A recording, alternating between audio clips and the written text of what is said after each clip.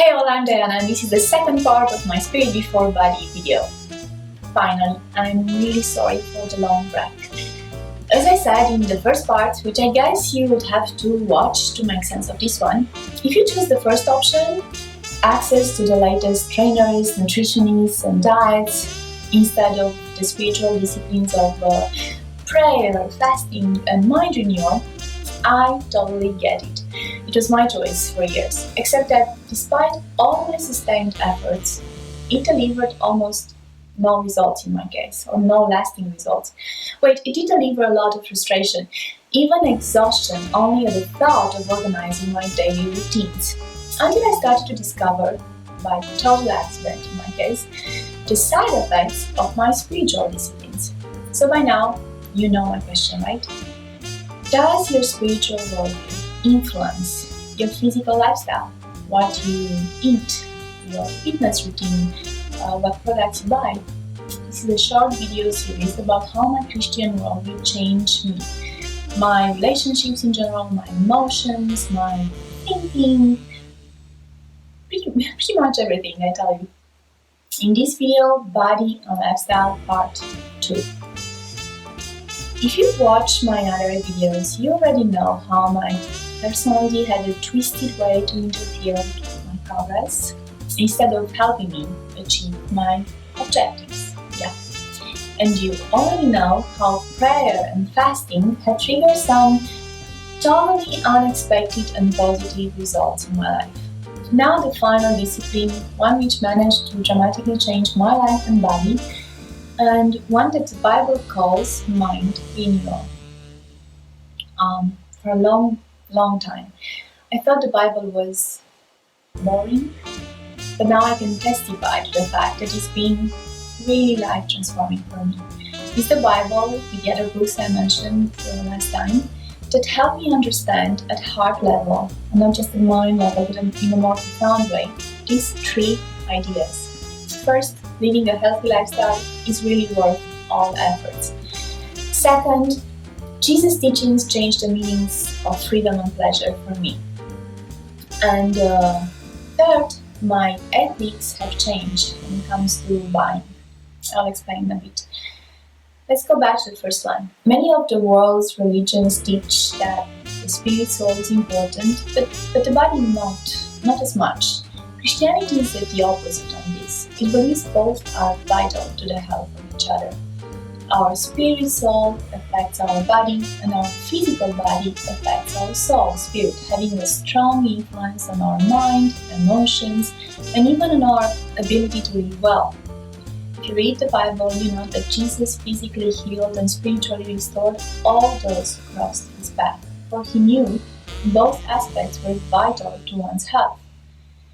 The above made me realize that making time for running is worth all efforts. I can burn calories, I can train my heart, I can de-stress, I can pray, I can benefit from diffuse thinking, I can enjoy nature, I can take photos, all at the same time.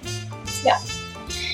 Both freedom and pleasure are God's gifts according to the Bible, yet within well-defined boundaries of self-control.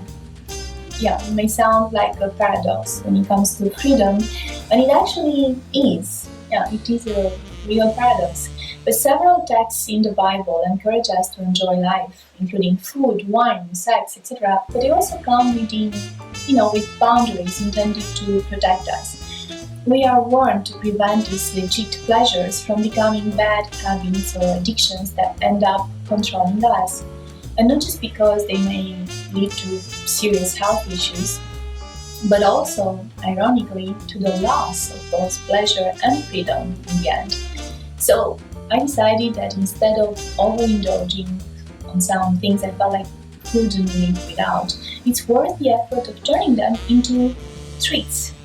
Recent studies, by the way, support exactly this idea. If you read the book called Happy Money, it has some cutting-edge research in behavioral science about self-control and treats.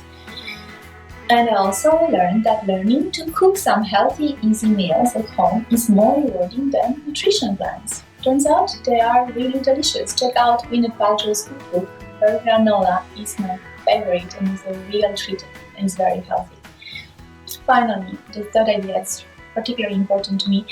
Jesus cared about animals. He cared about creation, about people's true motivations. As I considered this, I understood that it is wise to carefully select where I get my food from and to which businesses I give my money. Why would I eat food that is the result of pure greed and mistreating both animals and environment while poisoning my body at the same time? It doesn't make any sense for me. We know theoretically what's good for us, what we should do, but it doesn't mean we can actually do it, right? The Bible teaches that to get, keep, and increase our motivation, we need to renew our minds with God's truth. By the way, I believe that the equivalent of mind renewal in the secular world is called CBT, Cognitive Behavioral Therapy. Only by understanding some important principles, ideas in our hearts, again at a more profound level than just our minds, can our beliefs and attitudes about self and life really change. What helped me increase my motivation has been understanding the following two ideas. The Bible says we need to fight our own nature, which implies abusing pleasure, being lazy, sometimes avoiding responsibility, etc. And we also have to stand against cultural lies so heavily promoted by our world that our identities, for example, lie in possessions or in power or in pleasure. And they really don't. Identifying these lies and many others and replacing them with God's truth requires a lot of effort, especially at the beginning, and also increased awareness of our thoughts. That is truly worth it.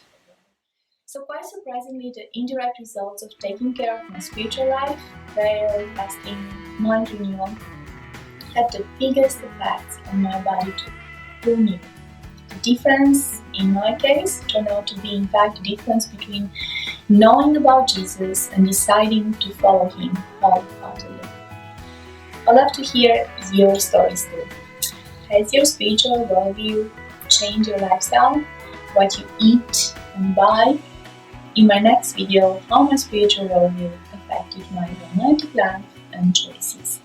In the meantime, let's not forget to celebrate our progress. I managed to cook a couple more healthy recipes, and that's a big one for me. Bye!